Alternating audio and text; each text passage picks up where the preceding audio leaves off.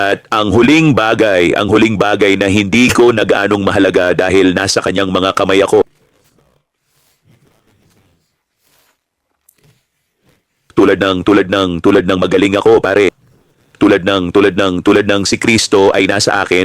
Ako, kasing ganda ng buhay niya sa akin. Alam mo ba, tulad ng wala akong problema. Parang wala akong pakialam kung ano ako, nag-aalala ako, wala akong pakialam. Tulad ng wala akong pakialam. Ang mahalaga lang sa akin ay ang buhay niya sa akin at sa kanya na ibunyag dahil lubos akong nagpapasalamat. Nagpapasalamat ako sa Diyos tulad ng kanyang awa sa kanya, sa kanyang pag-ibig, sa kanyang kapayapaan, sa kanyang kapayapaan, sa kanyang kapayapaan. Alam mo ba, at araw-araw ay nagdarasal ako para sa mas malalim na kalinawan at paghahayag at karunungan lamang upang ihayag lamang sa kanya ang higit na kaluwalhatian upang maging isang mas malaking tugon sa sangkatauhan sa mundong ito na pinahihirapan at nawawala at nalinlang at nasa akin ang buhay, nasa akin ang katotohanan, nasa akin si Hesukristo, ang anak ng Diyos na buhay, ang Diyos mismo ang nasa akin. Wala akong problema, magagawa ko. Halika, tulad ng mga kapatid na lalaki at babae sa pananampalataya, tao, wala kang pro.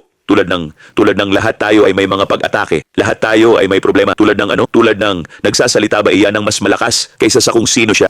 Nagsasalita ba iyan ng mas malakas kaysa sa tunay?